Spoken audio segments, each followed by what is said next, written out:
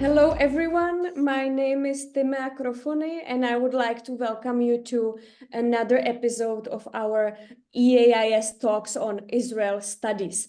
We are thrilled to have Professor Ronit Irshai and Professor Tanya Zion-Waldoks. I hope that I pronounced the names correctly, with us to talk about their new and powerful book, Holy Rebellion, Religious Feminism and the Transformation of Judaism and Women's Rights in Israel, which was published by the Brandeis University Press during spring 2024. So it's very fresh.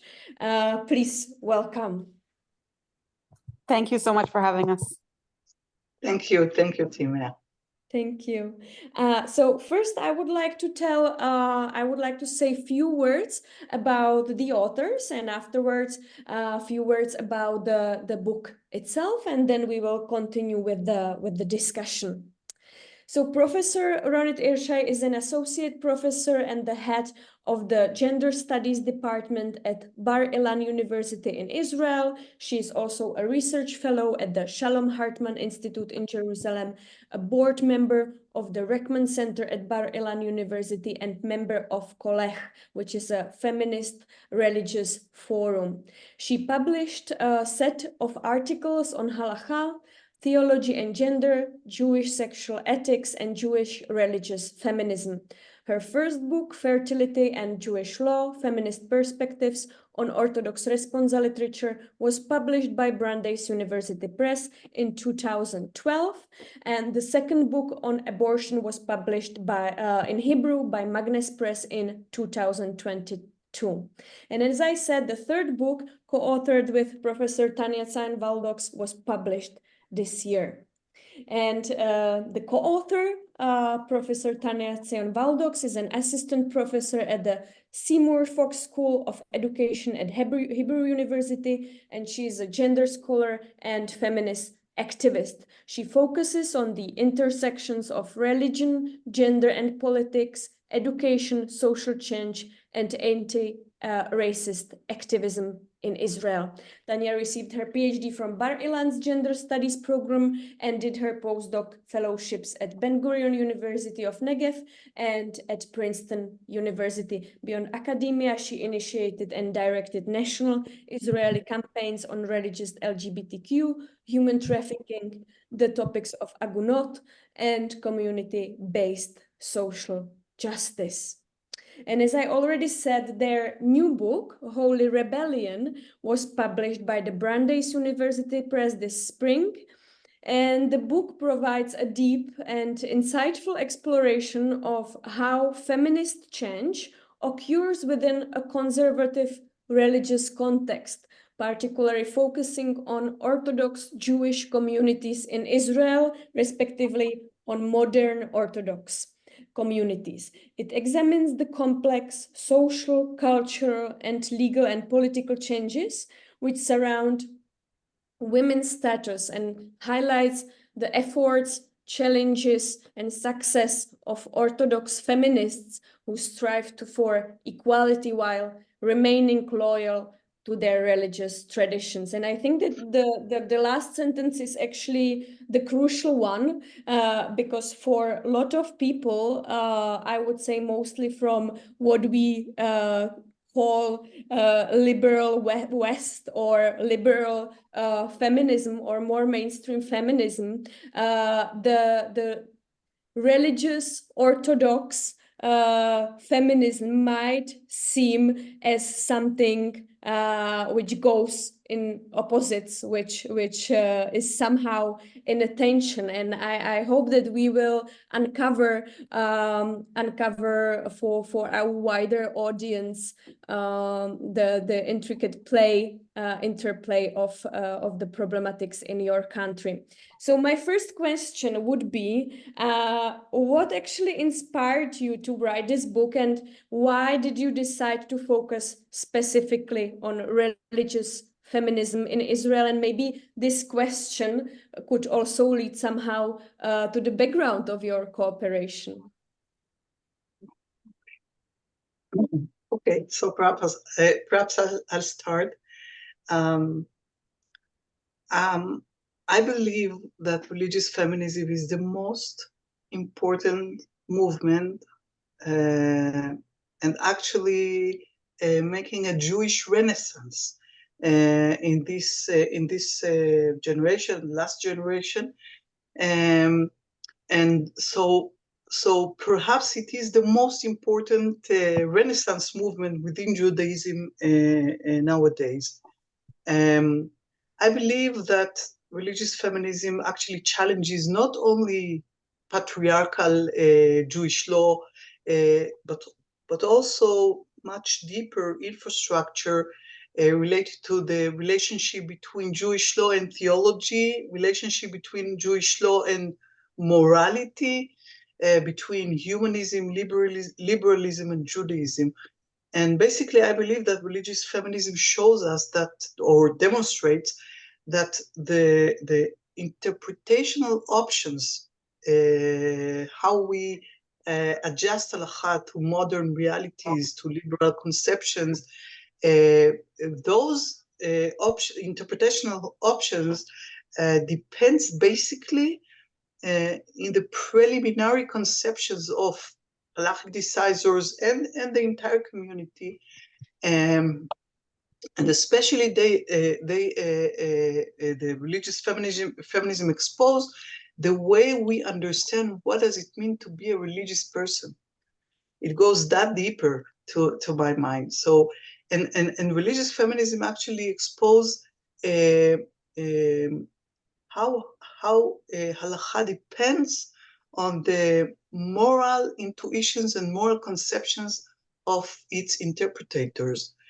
And it challenges halachic decisors because it exposes the inner possibilities within halakhah to correct halakhah in light of values of like gender justice, equality, and if it does not happen, so religious feminism shows or demonstrates the political considerations that's going on here, and basically the interests, the conservative interests, especially essential conceptions that actually want to maintain the patriarchal conservative gender order, which of course serves basically men. So the fight, I would say, of religious feminism is not just about gender justice for women or LGBTQ people in the religious community, but also for reorganization, a deep reorganization of the entire halachic and theological religious system. That's why it is so important to my mind. And of course, I have, a personal interest in it because I grew up in a family where my grandmothers were born in Afghanistan. Also my parents, but my grandmothers did not, were not allowed to learn, even to read and write.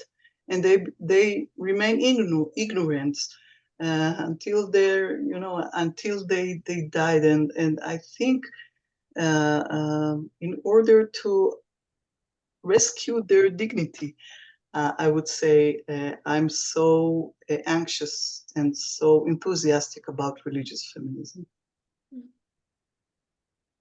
So maybe I'll just add on where Ronit just ended her story. That's actually how we open our book in the preface.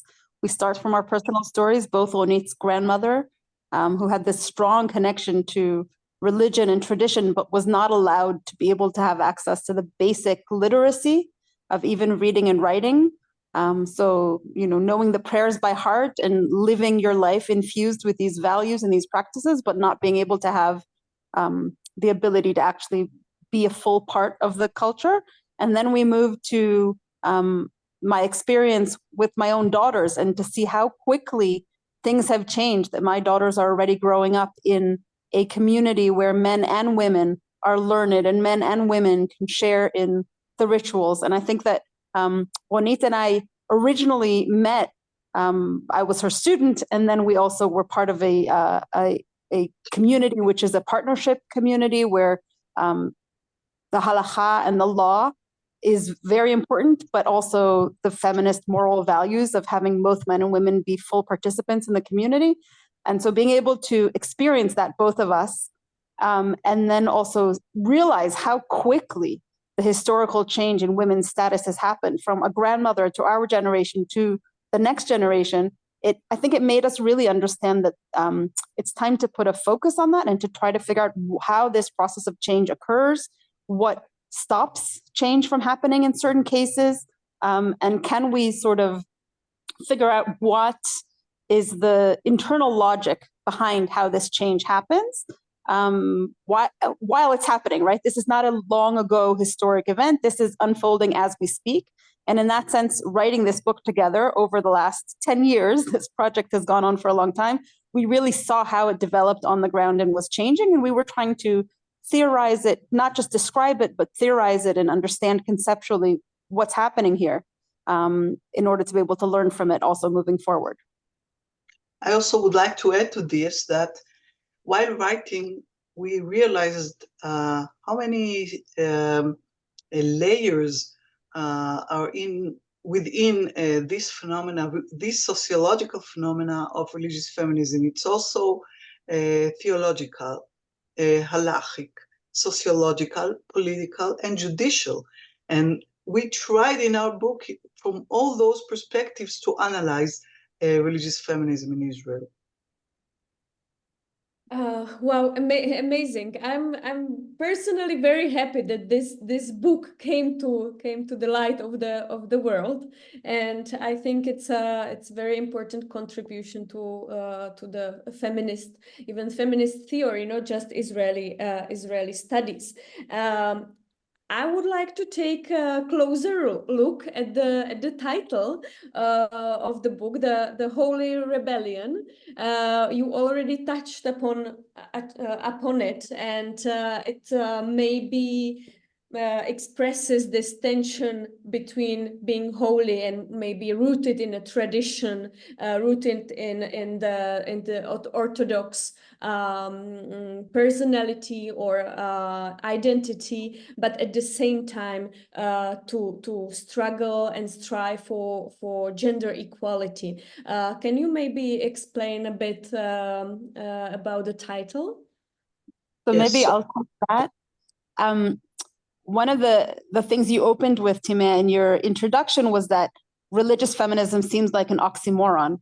And one of the things that Ronit and I often spoke about when we started this project was how religious feminists are often attacked both by religious people and by liberal or secular feminists, that they are not enough. They are not religious enough, or they are not feminist enough. They don't fit into that binary. And I think the idea of Holy Rebellion as the title holds that tension, meaning it does connect to religion from a deep place of understanding and respecting and wanting to really rejuvenate tradition and care about the religious culture, law, and society that has developed over time.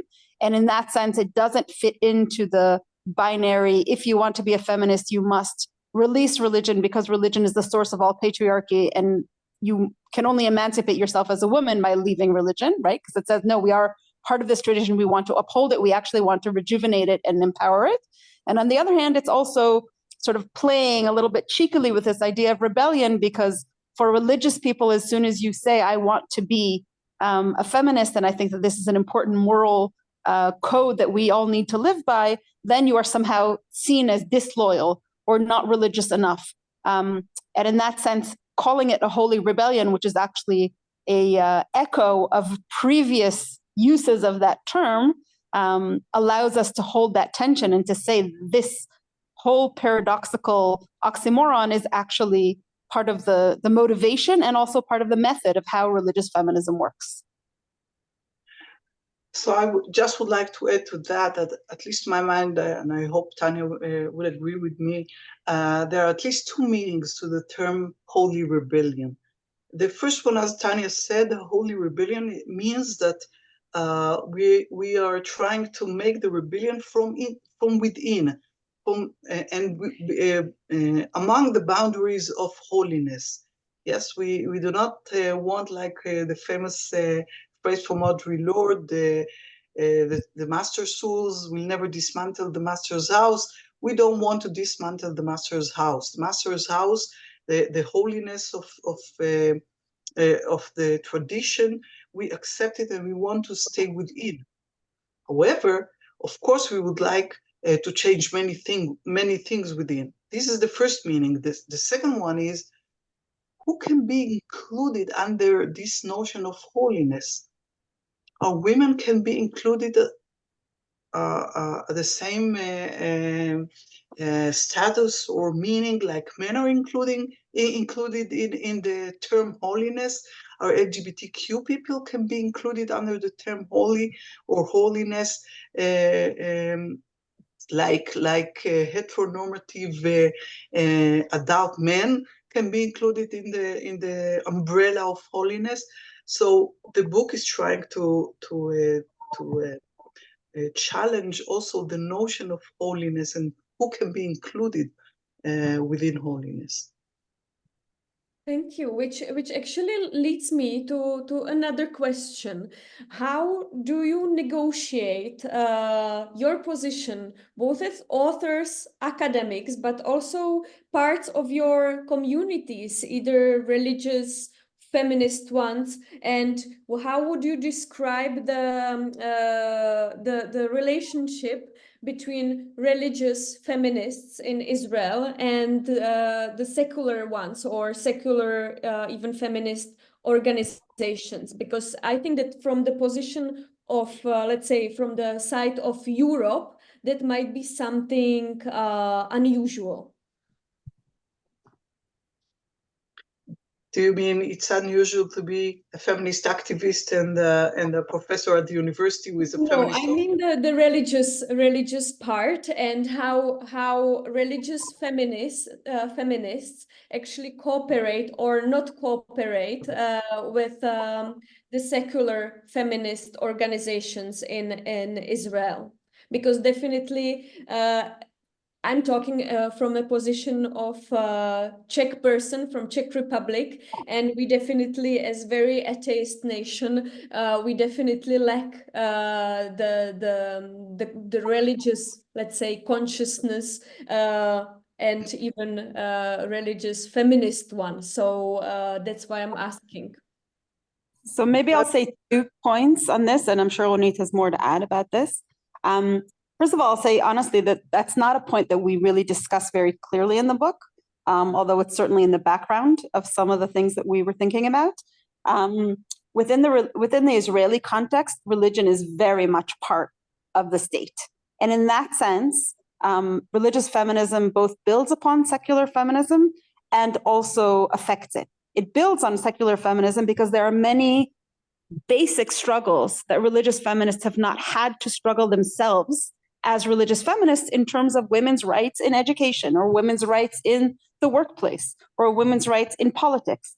And in that sense, when we talk about religious feminism, they have the privilege, and it doesn't mean that there weren't religious women who were part of those larger struggles. But when we talk about religious feminism, the way that we see the way that this field has developed in Israel, it really focuses on changing within the religious space. Okay, so it can build upon the struggles that happened in other so-called secular or civil spaces and the rights that women have already gained there, but actually saying, hey, why is there this gap between the status and the rights that women have gained in supposedly secular areas of their life, while in the religious areas of their life, they are still continue to be seen as less than and don't have equal rights. And so in that sense, religious feminism in Israel is building upon these other struggles. But it is also, because religion is so much part of the Jewish state, many of the religious feminist struggles actually also serve many women who are not themselves religious, meaning that when you look at how the state itself uses religious authorities and stands behind very certain kinds of conservative religious institutions, the chief one of them being issues of marriage and divorce, which every Israeli citizen, regardless of their own observance and their own belief system, must go through religious courts in order to get married and divorced. So in the Jewish case, that means the rabbinical courts, which are often extremely patriarchal. So when religious feminists say this is one of our flagship issues, and we have the religious knowledge in order to use our knowledge to advance women's rights, that actually is not just an internal religious issue, that is an issue for all Jewish citizens of the state. So the relationships are already very different, I think, than they are in the European context and also in the North American context. So I would like to add, I totally agree, but I would like to add to these a few points. First, our colleagues, secular feminists, are really our best friends, and we cooperate in many fights, and we have quite a lot of them in Israel in the last, unfortunately, 2 years.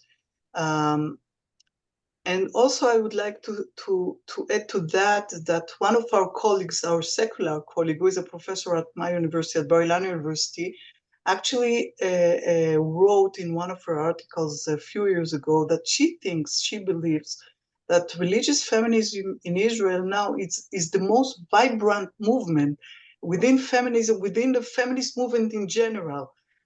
So I believe that our sisters, secular feminists, actually see what's going on in the religious feminist revolution, and sometimes perhaps even envy regarding our achievements. However, I must admit that not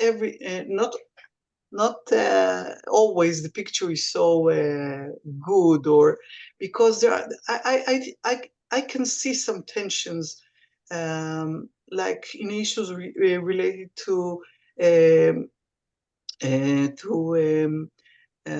Haredi, the ultra-Orthodox community in Israel, and their demands to learn separately, like men and women separate in the academy, or in other places.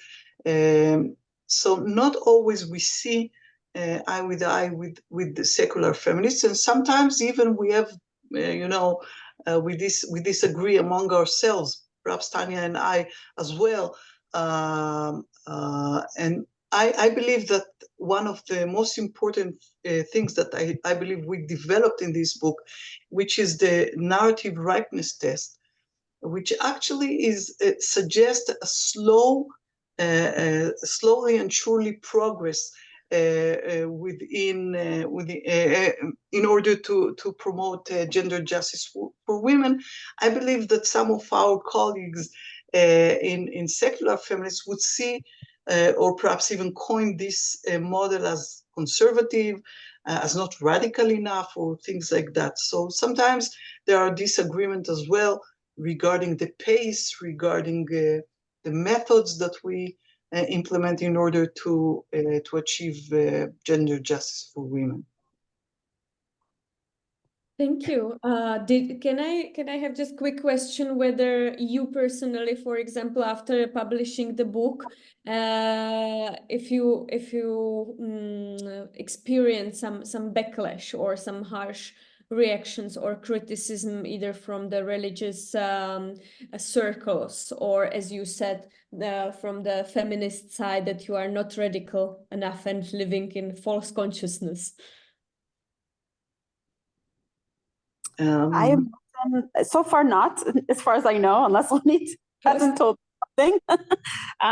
Maybe because we published the book in English. In English, exactly. Yes. But I will say that a much earlier initial draft of these ideas did appear 10 years ago in Hebrew in an article, and those ideas have definitely met with really interesting conversations and like, deep ways of thinking about change. So I don't imagine that we will hear a serious backlash from our colleagues. I will say that I think that the most sort of perhaps provocative part of the book that might hopefully become more of a conversation, which we encourage. We would like it to be part of the conversation. You can't see it because it's a podcast, but Ronit is smiling because I think she knows. I think she knows what I'm going to say. Is actually a chapter within the book, which is about the rabbinic conservative backlash and sort of the illiberal voices that are. They don't present themselves necessarily as a backlash to feminism, but we show that they are a deep way to create obstacles to the actually quite successful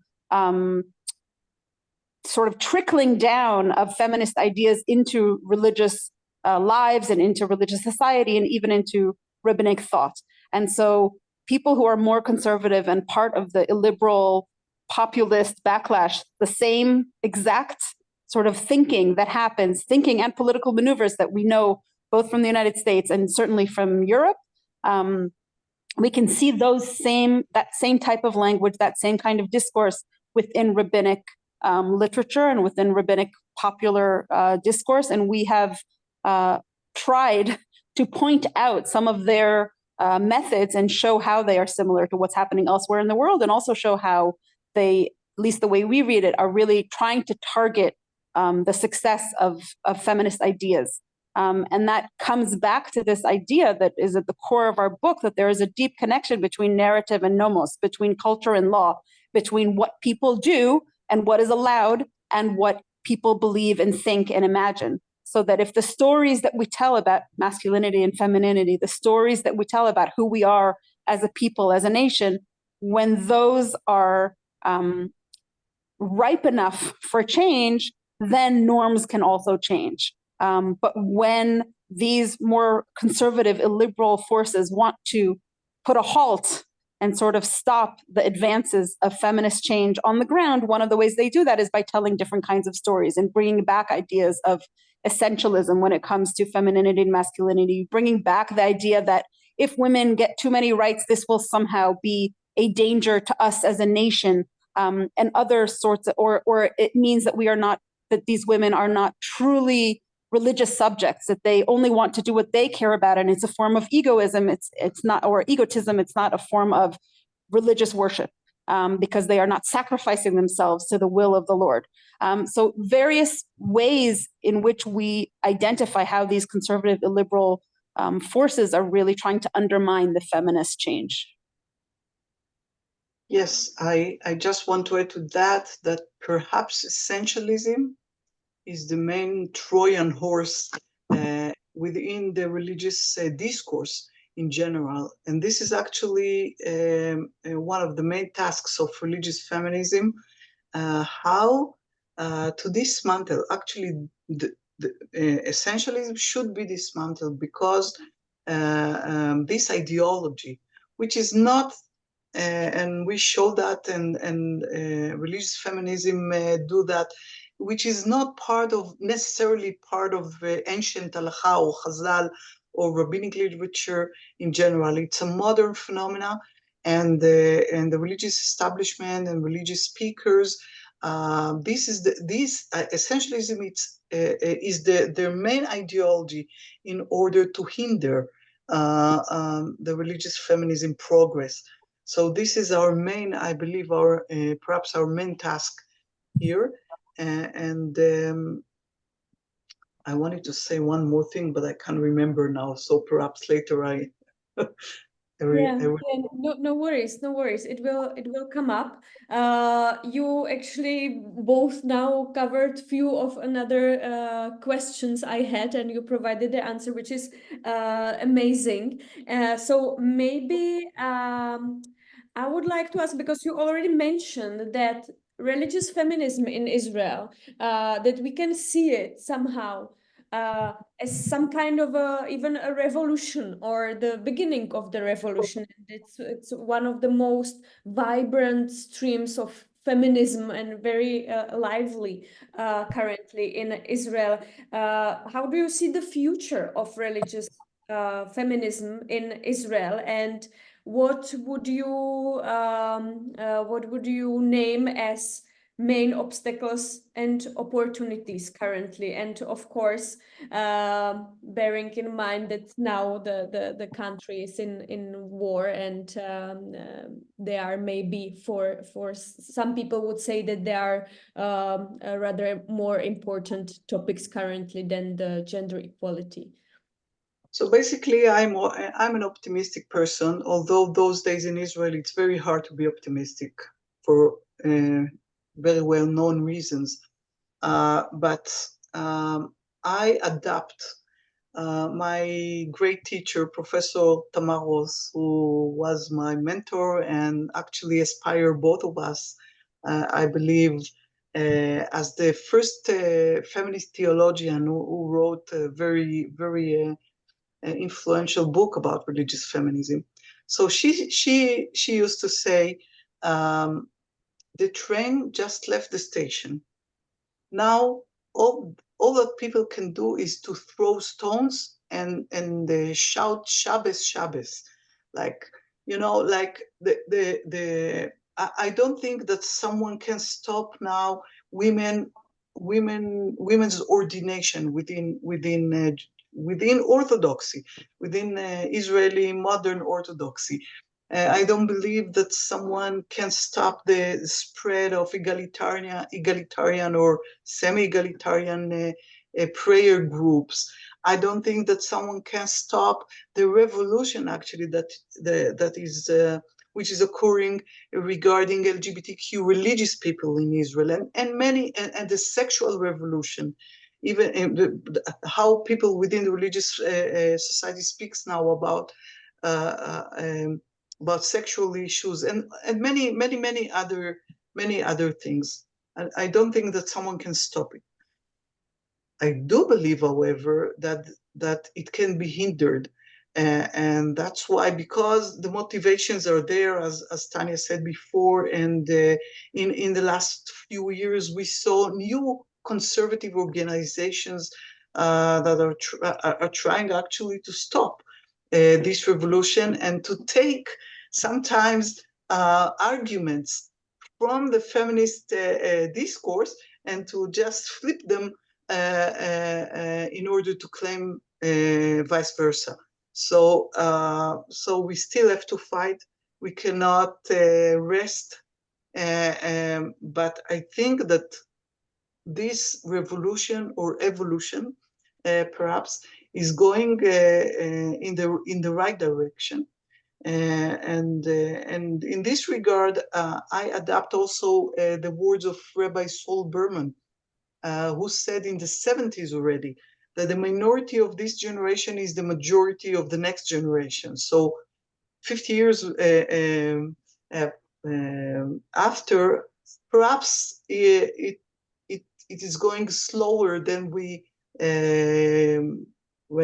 opt for, but it is still going on slowly but surely. We just need patience. And of course, not to give up and keep fighting for our ideas, of course. I agree with Ronit, although I do also agree that it's hard to be optimistic these days in Israel. That's right. I'll give maybe one example that I think shows the tension, which is this issue of how gender and religion intersect with nationalism.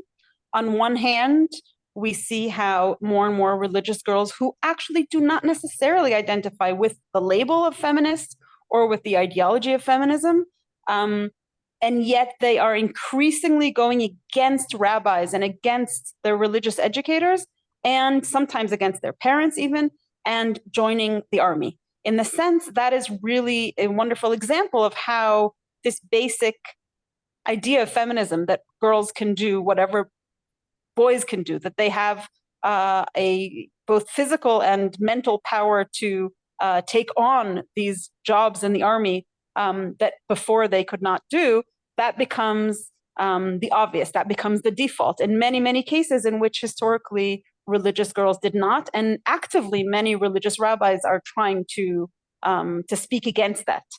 On the other hand, this issue of nationalism is also being used to push women back into their roles and their primary duties, supposedly, as mothers to submit to the familial patriarchal structures and put aside other career goals or other objectives that they might have in their life. And that is couched, again, not in this idea that women are less, but in this idea that women actually have an important contribution to the national collective. And so we're seeing both of those sort of strands moving supposedly in different directions, but both are using this idea of nationalism. So I would say that it's very, very hard to know now what the future will bring and how this will all play out. But it's quite interesting to see how different forces are being used or are using the same kinds of ideas to push against the feminist endeavor or promote it. And I will say that the fact, again, that gender relations is at the heart of the broader political struggles, both in Israel and elsewhere, is something that we really need to notice. In Israel, once you talk about religion, you're also always talking about gender. And once you talk about gender, you're also always almost talking about religion. These things are very much tied into the culture and also the judicial laws. So I think that we really need to understand that this is a moment of change. And it's very hard to know what will happen, but identifying how the change happens is an important both academic endeavor and also an important part of what social activists should be doing. Yep. Definitely.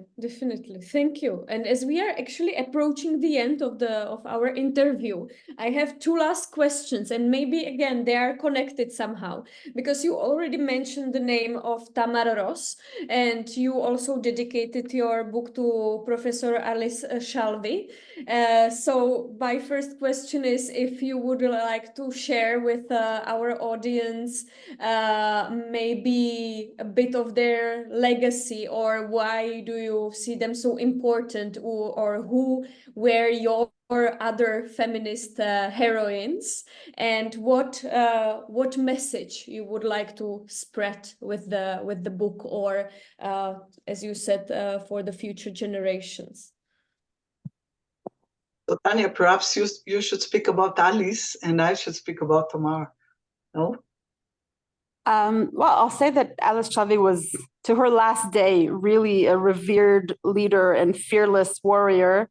And one of the interesting things that she, actually part of her biography is creating new educational opportunities for women, religious women, and creating what became the feminist religious school, the flagship school where I studied in high school, that she was the principal of. And she also moved on to creating the Israeli Women's Network and basically lobbying for basic women's rights, not just in the religious context. And unfortunately, she felt in her own life that she needed to leave Orthodoxy in order to really fulfill her religious and feminist sides. And at the time, there was no way to bridge the two. And I think that what she left as a legacy was actually an openness to bridge those two things together and to create a legacy of the next generations of finding a way to hold both of those things. And maybe, we spoke earlier about the idea of change from within. So it's not that the change pushes you outside, it's that within, what within means changes. The boundaries get pushed and become more expansive, and then more people can find their way feeling at home within. And I think that in that sense, she was a really wonderful teacher and activist and role model for all of us. So Tamar Ros was my PhD advisor, and we became very close friends, I would say, colleagues until today. Thank God she's with us. And I think that she's inspired me in many, many different ways. I would like to mention some of them. First of all, she took feminism as a case study, which is important, of course, in and of itself, but also as a case study to demonstrate very complicated theological and philosophical issues within Jewish law and within theology. And so I learned from her that feminism is a very sophisticated, serious realm of knowledge, which can open new doors, actually new venues, in order to learn Jewish theology, Jewish philosophy, Jewish halakhah, Jewish law. And then I would like to say that I learned a lot from her courage, because she's a very courageous person. She wrote a very interesting theological book, very subversive, I would say. She developed the idea of continuous revelation, which is, when religious establishment or rabbis hear about that, they hear blasphemy. But she was not afraid to lecture on this, and even in forums where rabbis participated. And she never was afraid to say her truth out front. And so I wish I would have the courage that Tamar has during this journey in order to achieve gender justice. And also, I would like to say that she's with this courage, she's also a very gentle and a very open-minded person, and the way she taught all of us very sophisticated and complicated issues, I also would like to learn from that how to teach feminism to the younger generation, my students, and to continue this chain of teachers that move forward and would like to advance gender justice. So she is really a great inspiration for an entire generation of Orthodox feminists here in Israel and in the entire world as well, I think. Maybe I'll say one more thing, because we spoke now about our teachers or our role models who came before us. But where we end the book is actually with the next generation. And both of us spend a lot of time thinking actually not about the girls, but about the boys, and about how we educate our boys, and what does a feminist religious man look like? And how can we make sure that the next generation is actually one where both men and women understand why and how this gender revolution is the right thing for the world, for both men and women, and also for Judaism itself. And I think maybe that's the next project, figuring that out. That's right. Masculinity is part of gender. We have to remember that. Yes, definitely. And I think that this was actually a beautiful ending for our talk. And thank you very much for your time, for your courage to publish such a inspiring book. Thank you for your work, and thank also to our audience to be with us. And it was my pleasure, and hopefully see you soon. Thank you very much.